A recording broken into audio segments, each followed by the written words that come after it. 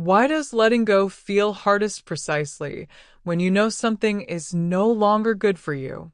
Why does your mind say, release it, while something deeper inside you keeps holding on as if your survival depends on it?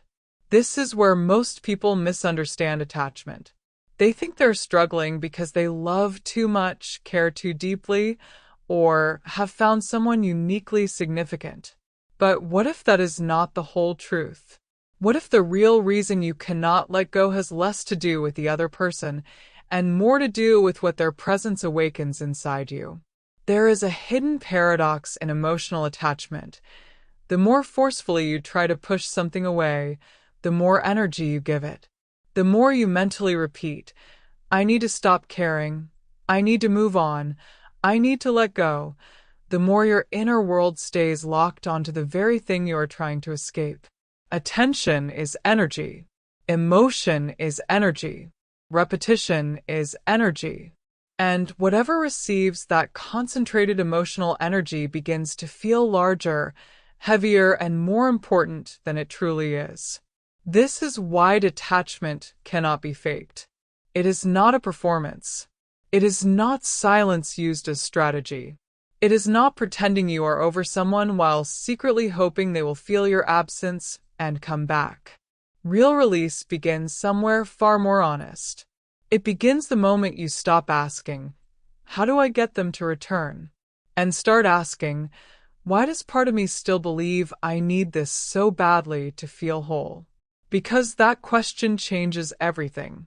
And once you ask it, you may discover that the bond you thought was love is actually tied to something much older, much deeper, and far more revealing than you expected. What if the attachment you feel has nothing to do with the present moment and everything to do with something unresolved within you? What if the intensity you're experiencing is not proof of a rare connection, but evidence of an old emotional pattern being activated again? This is where most people get trapped. They interpret emotional intensity as meaning. They assume that because something feels powerful, it must be significant, destined, or even irreplaceable. But the nervous system doesn't measure truth. It recognizes familiarity. And familiarity, especially when rooted in early emotional experiences, can feel like gravity. Think about it for a moment. Why does this person feel so hard to release? Why them specifically? Why does your mind keep returning to the same memories, the same scenarios, the same imagined conversations? It's not random. Your subconscious is not attached to the person as they are, it is attached to what they represent. A possibility, a resolution, a missing emotional piece that, somewhere along your life, never fully formed. And here is where the deeper mechanism begins to reveal itself. Your system is not trying to hold on to them, it is trying to complete something through them. Something that may have started long before this connection ever existed. When a person becomes the symbol of being chosen, of finally being seen, of finally being enough, the attachment is no longer about connection. It becomes about identity, about validation, about a silent promise that if this works, something inside you will finally settle. But that is also why letting go feels like losing more than a person. It feels like losing the possibility of becoming someone you believed you could finally be. And until that is understood, the attachment will continue to feel necessary, even when it is clearly not aligned. If this is already shifting your perspective, subscribe to the channel and like the video so you don't miss what comes next. Have you ever asked yourself, what am I actually afraid will happen if this doesn't work out? Not on the surface, but underneath the story, beneath the explanations, beneath the logic you've been telling yourself? Because this is where attachment reveals its true function. Most people believe they are holding on because they want love. But if you look closely, what you often find is something very different. You find avoidance, not of the person, but of the emotions that would surface if you fully let go.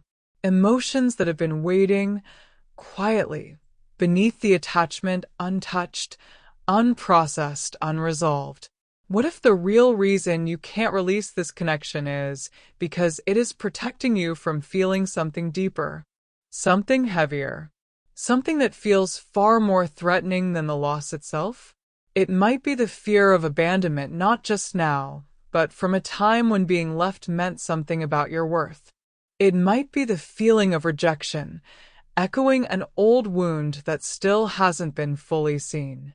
Or even something more silent, more hidden, the belief that if this doesn't work, it confirms that something about you is not enough. So instead of facing that directly, the mind creates a loop. It keeps you focused on the person, on the what-ifs, on the hope that something will change. Because as long as you are focused outward, you don't have to fully feel what's inward. Attachment, in this sense, becomes a distraction. A very convincing one. But here is the shift. The moment you stop asking, "How do I make this work?" and start asking, "What am I avoiding feeling if it doesn't?" you begin to reclaim your power. Because what you faced no longer controls you. And what no longer controls you no longer needs to be held on to. What if the pain of letting go is not really about losing them, but about losing the version of the future you built around them? What if what hurts is not the absence of the person, but the collapse of a reality you had already begun to emotionally live in? Because this is something rarely acknowledged. When you become attached, you are not just connecting to who someone is in the present. You are connecting to what they could be, what the relationship might become, and how your life would feel if everything finally aligned. You begin to project meaning forward. You imagine conversations that haven't happened, experiences that haven't occurred, and a sense of emotional fulfillment that exists only in potential. And here is where the energetic distortion begins. You are no longer relating to reality. You are relating to a projection. This imagined future starts to carry emotional weight. It becomes something you anticipate, something you invest in, something you begin to identify with. So when the connection starts to fade or break, it doesn't feel like you're just losing a person, it feels like something much larger is being taken away from you. A future, a possibility, a version of yourself that felt closer than ever before. And this is why letting go feels so disorienting. Because your system is not only processing loss, it is processing the collapse of meaning. But here is the deeper truth most people miss. That future was never located in them. It was generated within you. The feelings you associated with that imagined life, the love, the peace, the sense of belonging, those were not coming from them. They were being activated through your own inner capacity. And if they were created within you once, they can be created again. Not through someone else, but through a different relationship with yourself. Why does it feel like some people are almost impossible to let go of, while others fade effortlessly from your life? Why does one connection linger in your mind, replaying itself over and over, while another barely leaves a trace? Because not all attachments are created equal. Some connections don't just touch your present, they activate your past. They reach into parts of you that were formed long before you had the awareness to question them. And when that happens, what you're experiencing is not just attraction, it's recognition. A deep, subconscious recognition of something familiar. This is where early emotional patterns begin to surface. As a child, you learned what love felt like, not just through words, but through emotional experiences. Through how attention was given, how affection was expressed, how safety was created or not created. And without realizing it, your system encoded those experiences as a blueprint. So when you meet someone who mirrors those dynamics, whether it's inconsistency, emotional distance, intensity followed by withdrawal, It doesn't feel wrong at first. It feels known, even if it hurts, even if it creates confusion, even if part of you senses something is off. Because familiarity often feels safer than the unknown. And this is why you may find yourself deeply attached to someone who doesn't actually meet your needs. Not because you consciously chose it, but because your system recognized something it had been conditioned to associate with connection. But here is where the awareness begins to shift everything. If what feels like love is actually rooted in familiarity, then what feels unfamiliar might actually be healthier. And that realization can be both liberating and unsettling at the same time, because it invites you to question not just the connection, but your entire definition of what love has always felt like. What if the person you can't let go of was never just a person, but a symbol? A living representation of something your system has been searching for long before they ever appeared in your life? Because this is where attachment becomes deeply misunderstood. You are not only holding on to who they are, you are holding on to what they mean, what they awaken, what they seem to promise, even without saying it out loud. And often, that promise is not conscious, it is felt. Maybe they made you feel seen in a way you hadn't experienced before. Maybe their attention felt like validation you didn't know you were still seeking. Or maybe, in their presence, something inside you relaxed for the first time in a long time, as if you had finally found a place where you could belong. But here's the deeper layer. When someone becomes the symbol of emotional completion, they stop being just a person and start becoming a solution. A solution to the parts of you that feel unseen. A solution to the parts that question their worth. A solution to the silent belief that something is missing and that this connection is the key to finally filling that space. And that is where attachment intensifies. Because now, letting go doesn't just feel like losing them. It feels like losing the answer. The answer to a question you may not have even consciously asked. But here is the truth that begins to dissolve that illusion. No external person can complete an internal absence. They can reflect it. They can activate it. They can even temporarily soothe it. But they cannot resolve it. Because what feels like something they gave you was actually something they helped you access within yourself. And once you begin to see that clearly, the dynamic starts to change. Not because the feeling disappears, but because the meaning behind it finally does.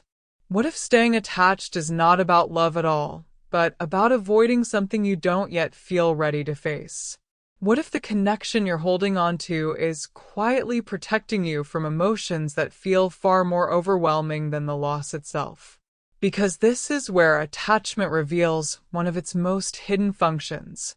On the surface, it looks like longing. It feels like missing someone, wanting them back, replaying what happened, hoping something will change. But underneath that loop, there is often something much deeper waiting to be felt, something that has been postponed, redirected, or gently avoided. And your mind is incredibly skilled at this. It keeps you focused on the person, so you don't have to fully feel what their absence awakens inside you. Think about it honestly. If you were to completely release this connection, no hope, no expectation, no mental return, what would rise to the surface? What feeling would no longer have anywhere to hide? For many, it is not just sadness. It is the echo of abandonment, the weight of rejection, the quiet but powerful belief that if this didn't work, maybe I wasn't enough to begin with. And that is not an easy emotion to sit with. So instead, the mind negotiates. It creates stories, possibilities, imagined outcomes. It keeps a door slightly open, not necessarily because the connection is still alive, but because closing it would require feeling something deeper, something more personal. But here is where your power begins to return. The moment you become willing to feel what you've been avoiding, the attachment begins to loosen. Not through force, not through distraction, but through truth. Because what is fully felt no longer needs to be held on to. Why does hope feel so comforting, even when it quietly keeps you stuck? Why do you hold on to the possibility that something might change, even when reality has already shown you a different pattern? Because hope, when unconscious, can become one of the strongest emotional attachments of all. At first, it feels innocent. It feels like faith, like optimism, like refusing to give up on something meaningful. But when you look deeper, you may begin to see that hope is not always about the future. It is often about avoiding the present. As long as there is hope, you don't have to fully accept what is. You don't have to face the inconsistency, the distance, the lack of reciprocity. You don't have to sit with the truth that this connection, as it exists right now, is not giving you what you need. Hope creates a bridge between what is happening and what you wish would happen. And emotionally, you begin to live on that bridge. But here is the subtle cost. When you anchor yourself in hope, you remain energetically tied to a version of reality that is not actually here. You invest your attention, your emotion, your imagination into a possibility that may never materialize. And in doing so, you delay the very process that would set you free. Because true release requires something that hope often postpones: acceptance. Not resignation, not giving up, but the clear, grounded recognition of what is, without trying to reshape it into what you want it to be. And this is where a deeper shift begins. When you allow yourself to see reality as it is, without the filter of hope, something inside you recalibrates. Your energy starts to return to the present. Your perception sharpens. Your emotional clarity increases. And slowly, the grip of the attachment begins to weaken. Not because you stopped caring, but because you stopped escaping. Why does letting go sometimes feel like losing a part of yourself, not just losing someone else? Why does it feel like something inside you collapses, as if the connection was holding together more than you realized? Because what you are grieving is not only the person. You are grieving the version of yourself that existed in relation to them. When you're emotionally invested in someone, your identity subtly begins to reorganize around that connection. Your thoughts, your routines, your expectations, they start to include them. You imagine how things could evolve, how you would grow together, how life might unfold with them in it. And without noticing, you begin to become someone inside that imagined reality. So, when the connection breaks, it doesn't just remove them from your life. It removes the version of you that was forming around them. And that creates a kind of emotional disorientation that is often mistaken for love. But it goes even deeper than that. You are also grieving the meaning you assigned to the connection, the belief that this was different, that this was leading somewhere real, that this was finally going to align in the way you had hoped for. And when that meaning collapses, it can feel like something foundational inside you has been shaken. But here is where the perspective begins to shift. That version of you, the one you believed was only possible through this connection, was never dependent on them. It was an expansion that was already happening within you. They didn't create it. They reflected it. And when you begin to separate who you were becoming from who they were, something powerful starts to happen. You realize that what you thought you lost was never actually outside of you. It was always yours to begin with. Why do we place certain people on a pedestal and then feel powerless in their presence? Why does it seem like their attention defines your worth? Their silence creates anxiety, and their validation feels like something you must earn. Because the moment you elevate someone above yourself, you unconsciously lower your own position. And this is not just emotional, it is energetic.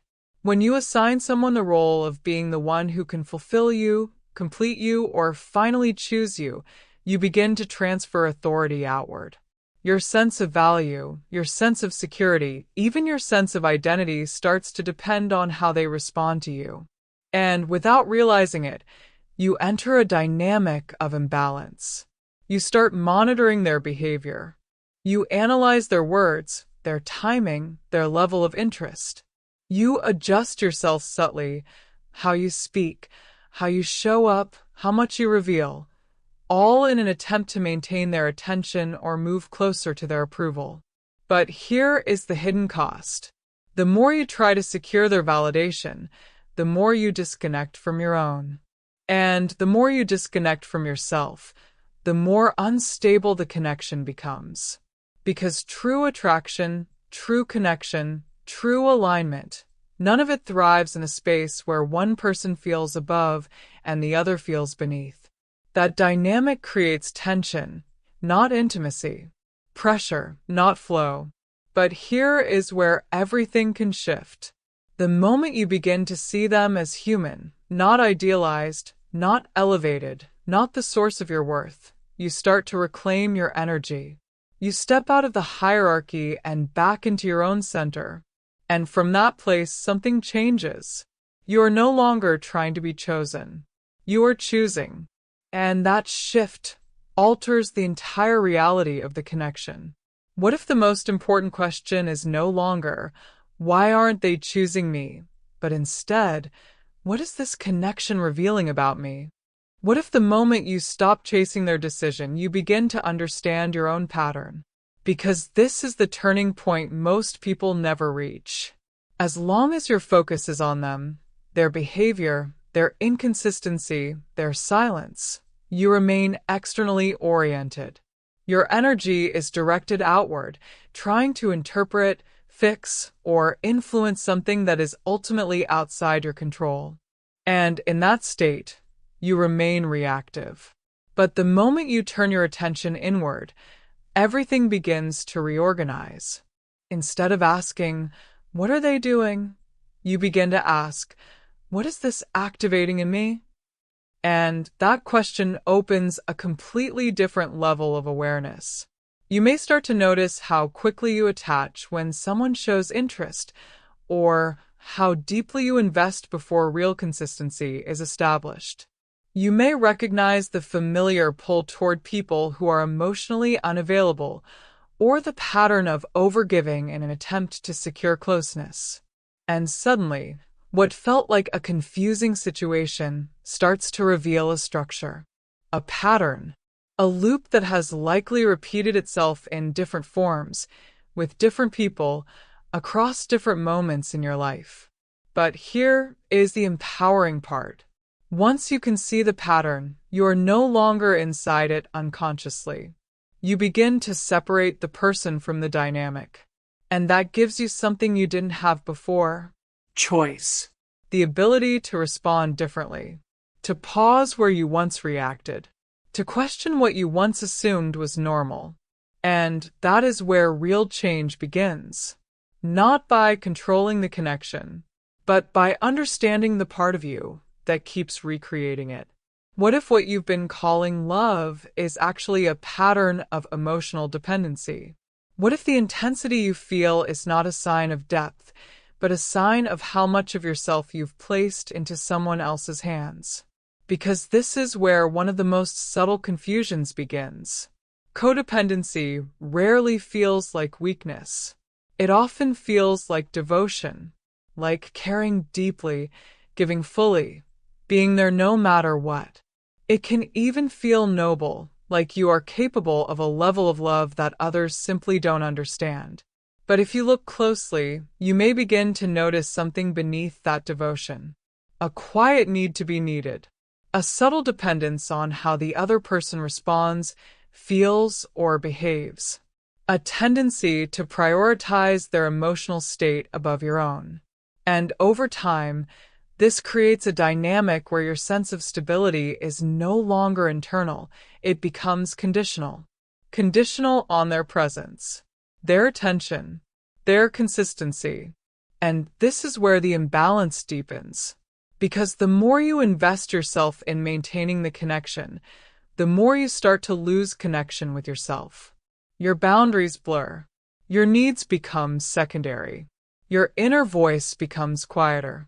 Not because you chose to abandon yourself consciously, but because somewhere along the way, being connected to them began to feel more important than being connected to you. And here is the deeper truth. This pattern is not random. It is learned, often formed in environments where love was inconsistent, where attention had to be earned, or where emotional safety depended on how well you adapted to someone else. So now, in your adult relationships, that same pattern reappears, but this time, it feels like love. And until it is seen clearly, it will continue to feel necessary, even when it is quietly costing you yourself. Where did this need to fix, to help, to hold everything together, actually begin? And why does it feel so natural to take responsibility for someone else's emotions, even when it slowly drains your own? Because the fixer is not a personality trait. It is an identity that was formed for a reason. For many, this pattern began early. In environments where emotional stability was unpredictable, where a caregiver was overwhelmed, distant, or inconsistent, you may have learned, without words, that love was something you had to maintain. That connection required effort. That safety depended on your ability to adapt, to anticipate, to soothe. So you became attentive. You learned to read moods, to adjust your behavior, to step in where something felt off. And over time, this ability became part of who you are. Not just something you do, but something you believe you must do in order to be loved. Now, fast forward into your adult relationships. You find yourself drawn to people who need support, who are emotionally unavailable, or who carry unresolved struggles. And something inside you activates, not just attraction, but purpose. You feel needed, and that feels meaningful. But here is the hidden dynamic.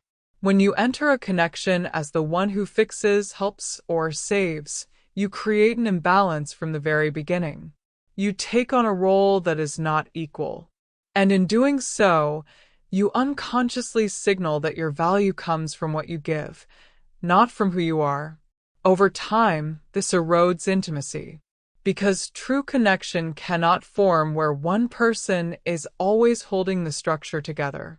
And this is where the shift begins.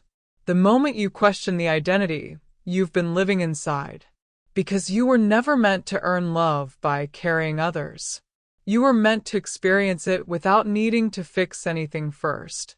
What happens to attraction when one person is always giving more, trying harder, and holding the connection together? What happens to intimacy when the relationship begins to feel like a responsibility instead of a natural exchange? Because this is where the dynamic quietly begins to collapse. When you step into the role of fixing, helping, or stabilizing the other person, you unintentionally remove the space for true polarity to exist. Instead of two individuals meeting as equals, the connection shifts into something uneven. One person leading, the other following. One person giving, the other receiving. And while this may feel purposeful at first, it slowly erodes the foundation of real attraction. Why? Because attraction thrives on mutuality, on presence, on the natural tension between two whole individuals who are choosing each other, not needing each other to function. But when you overextend, when you overinvest, when you become the emotional anchor of the relationship, something subtle happens. The other person no longer needs to rise, to meet you, or to fully show up. The dynamic becomes predictable.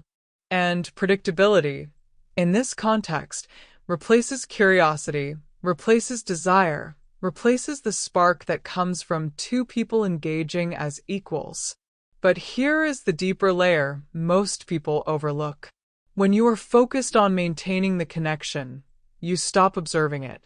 You stop asking, is this being reciprocated? Is this aligned with me? Does this actually feel good to sustain?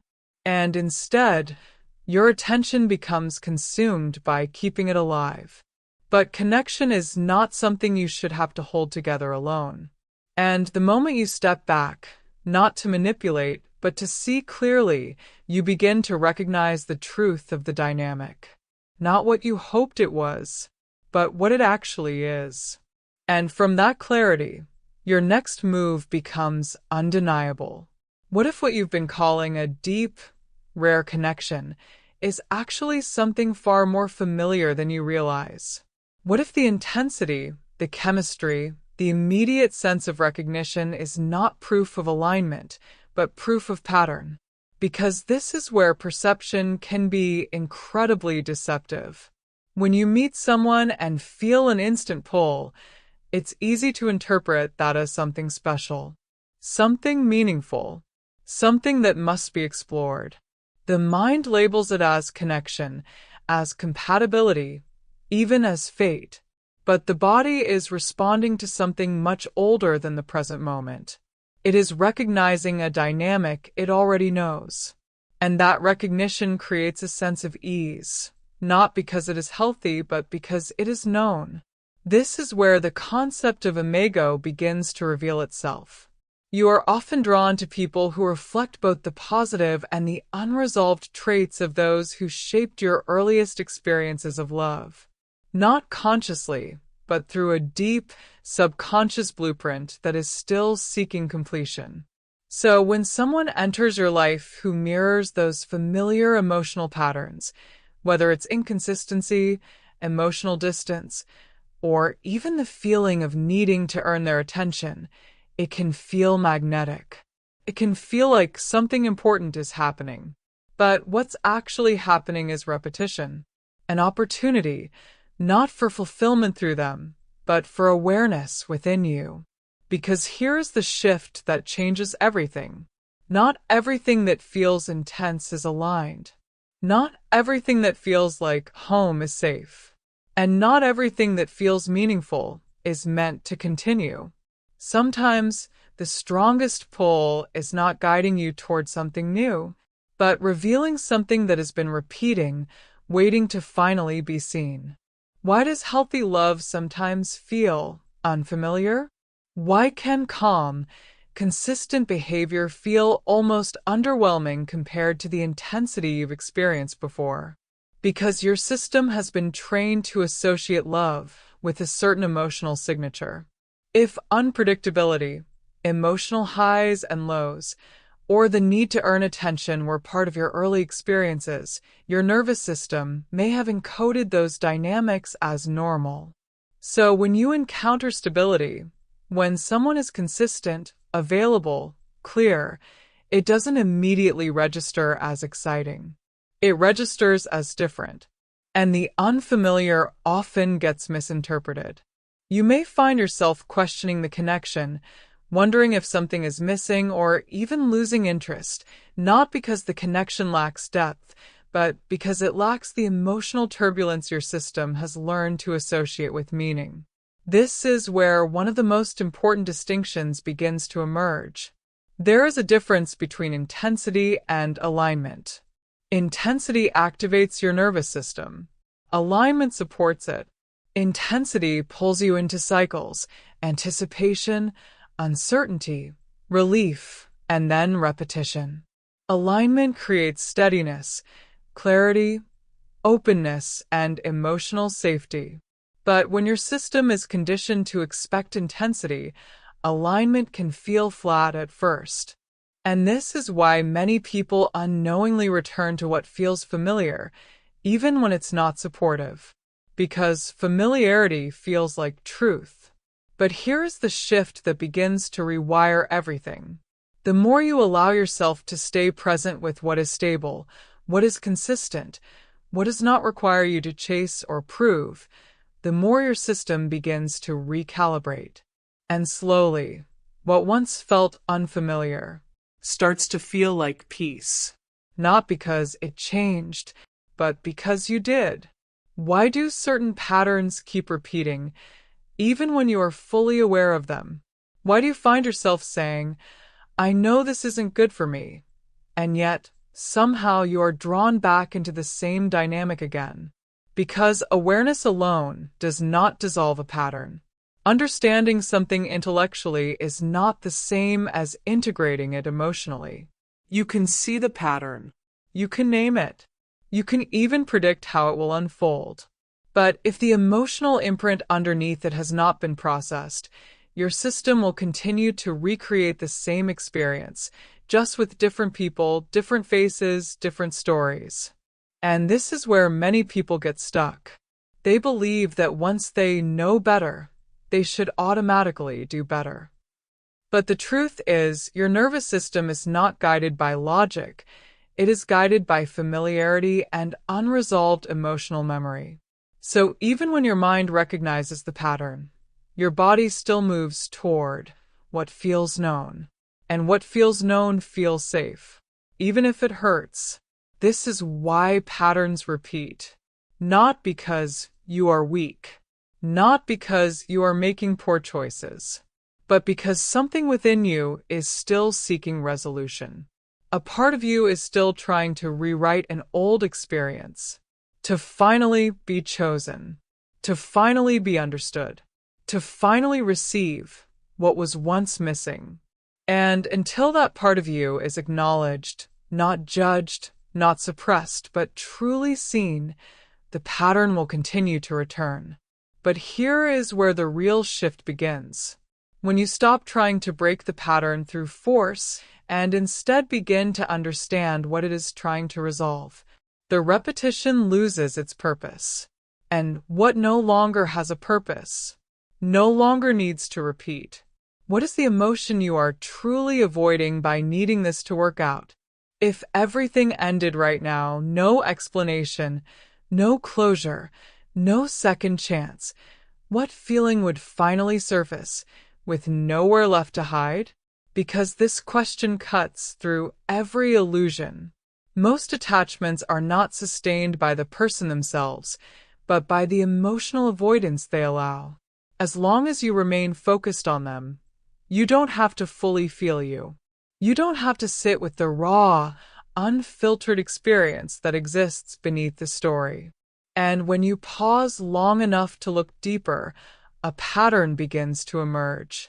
It might be the fear of being abandoned, not just now, but in a way that echoes something much earlier. It might be rejection, interpreted not as incompatibility, but as a reflection of your worth. Or something even quieter, more hidden, a persistent sense that you are not enough unless you are chosen, validated, or held on to. And this is where the emotional core often reveals itself. Shame. Not always obvious, not always conscious, but present in the background as a subtle belief.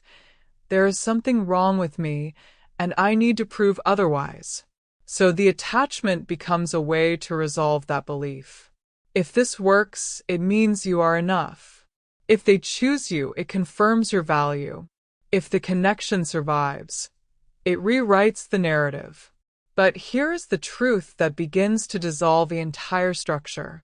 No external outcome can permanently resolve an internal belief, because the belief will continue to shape your perception, your behavior, and your reality until it is addressed directly. And the moment you become willing to feel what you've been avoiding, you stop negotiating for your worth and begin reclaiming it. What if the deepest layer of your attachment is not love, not longing, but a quiet, persistent belief that you are somehow not enough? What if, beneath everything, there is a subtle need to prove your value not just to them, but to yourself? Because this is where the pattern often finds its root. Shame does not always appear as something obvious. It rarely says, I feel unworthy. Instead, it shows up as behavior, as overgiving, as trying harder, as staying longer than you should. as tolerating less than you deserve, because somewhere inside there is a belief that you must earn what should be freely given. And this belief did not begin here. It was formed in moments where love felt conditional, where attention had to be secured, where being fully yourself may not have been enough to receive the connection you needed. So your system adapted. It learned to perform, to adjust, to become what was required. And now, in your adult relationships, that same pattern quietly continues. You try to be more understanding, more patient, more available. You give more, hoping it will finally be enough to create stability, to create clarity, to create commitment. But here is the hidden dynamic. When your sense of worth is tied to how someone responds to you, you place yourself in a constant state of evaluation. You begin measuring your value through their behavior. And that is an unstable place to exist, because their inconsistency becomes your uncertainty. Their distance becomes your doubt. But here is where everything can begin to change. The moment you recognize that your worth was never meant to be proven, only remembered, because what you are trying to earn externally was never meant to be negotiated at all. What if healing does not begin by finding someone who treats you better, but by finally seeing yourself more clearly? What if the shift you've been waiting for does not come from a new connection, but from a new relationship with your own inner world? Because this is where true change actually starts. Not by replacing one person with another, not by forcing yourself to move on, but by turning your attention toward the part of you that has been silently shaping every connection you experience, the part of you that learned what love means, what it requires, and what it costs. This is the inner child, not as an idea, but as an emotional imprint that still lives within your system. The part of you that once felt unseen, unheard, uncertain about whether love would stay or disappear. And here is the deeper truth. When that part of you is activated in a relationship, you are not just reacting to the present, you are responding from the past. Your emotional intensity, your fear of losing them, your need for reassurance, all of it is amplified by something that was never fully resolved. So healing begins when you stop asking the other person to meet those needs and begin meeting them yourself.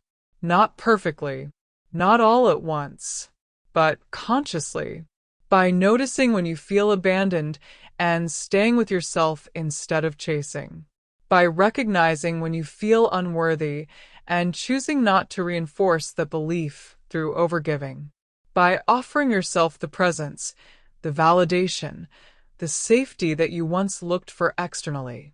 And as you do this, something powerful begins to happen. The attachment starts to lose its function, because the need it was trying to fulfill is finally being met from within. What if your freedom begins the moment you stop trying to earn love and start recognizing that it was never something you had to earn in the first place? What if the entire pattern begins to dissolve when you no longer measure your worth through someone else's response? Because this is where the shift becomes real. As long as love feels like something you must prove yourself worthy of, you will continue to enter dynamics where you are trying to secure it. You will adapt, adjust, give more than you receive, hoping that eventually it will stabilize, that it will become consistent, that it will confirm what you've been trying to believe about yourself.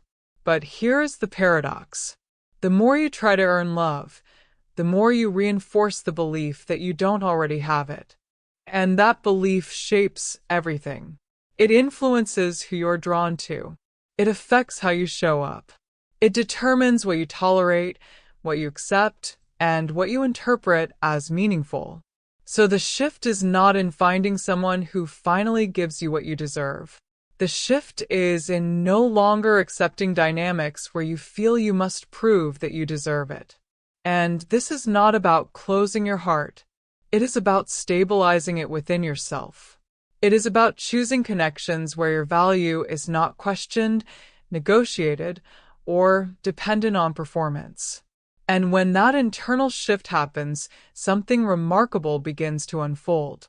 You stop chasing. You stop overinvesting. You stop attaching your sense of self to someone else's behavior. And instead, you begin to relate from a place of clarity, from self-recognition, from a grounded knowing that you are not here to convince someone to choose you, but to choose what is aligned with you.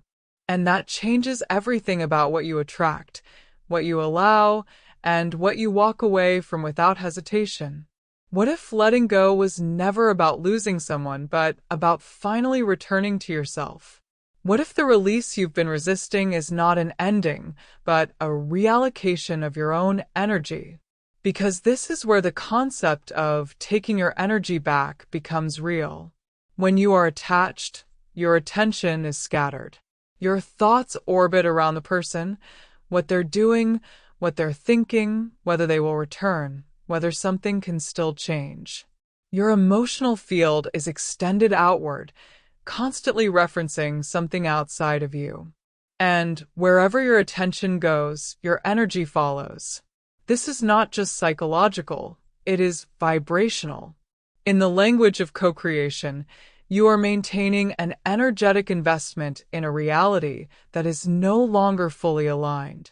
You are feeding a loop of anticipation, uncertainty, and emotional dependency. And as long as that loop remains active, your system stays tied to it.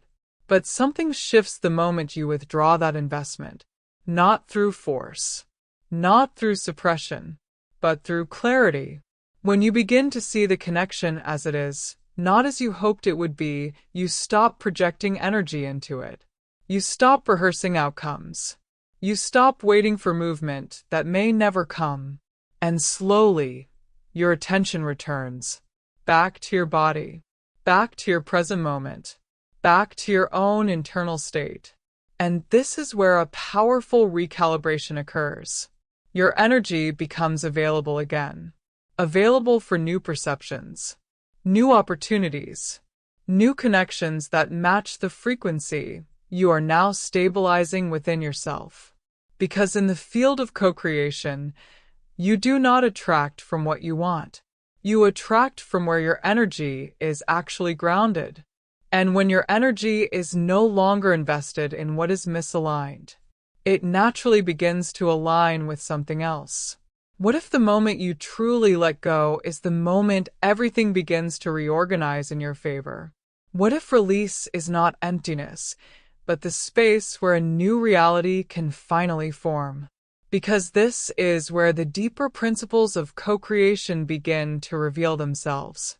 The universe, if you observe it through the lens of energy, frequency, and resonance, does not respond to desire alone. It responds to coherence, to the alignment between what you think, what you feel, what you believe, and how you show up. And attachment disrupts that coherence. When part of you is trying to move forward, but another part is still holding on, still hoping, still waiting, still emotionally invested, you create internal contradiction. And that contradiction sends mixed signals into the field you are constantly interacting with. In quantum terms, you are collapsing multiple possibilities at once, without fully stabilizing any of them. But the moment you release, truly release, not as a strategy, but as a state, something changes. You become coherent. Your energy is no longer divided between past and future, between reality and projection. It becomes grounded, present, and available. And from that state, your perception sharpens. You begin to notice opportunities you couldn't see before. You respond differently. You choose differently. And reality begins to reflect that shift. Not instantly, not magically, but consistently. Because the field responds to who you are being, not what you are trying to control. And this is where detachment becomes powerful. Not because it brings something back, but because it allows something new to emerge. Something that does not require you to chase, to prove, or to hold on. Something that meets you at the level you have finally chosen to stand in. What if, in the end, nothing you experienced was a mistake, but a precise invitation to become aware of who you have been being? What if every attachment, every emotional loop, every moment you couldn't let go was guiding you toward a deeper level of self-recognition? Because this is where everything integrates. You were never attached to the wrong person by accident. You were aligned with a pattern, with a belief, with an identity that was still active within you. And life, in its precision, mirrored that back, not to trap you, but to reveal it, to show you what was still unresolved, to bring into your awareness the parts of you that were still seeking externally what could only be stabilized internally. And now, standing here with this awareness, something shifts.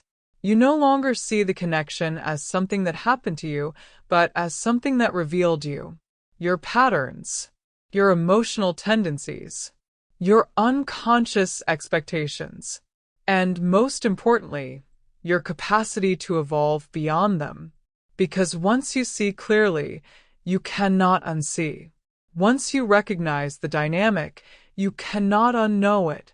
And from that point forward, your choices begin to change.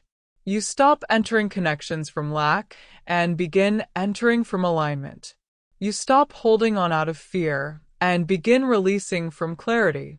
You stop seeking completion through others and begin expressing wholeness from within. And this is where your reality begins to reorganize at its deepest level, not because you forced it, but because you became someone who no longer participates in the same patterns.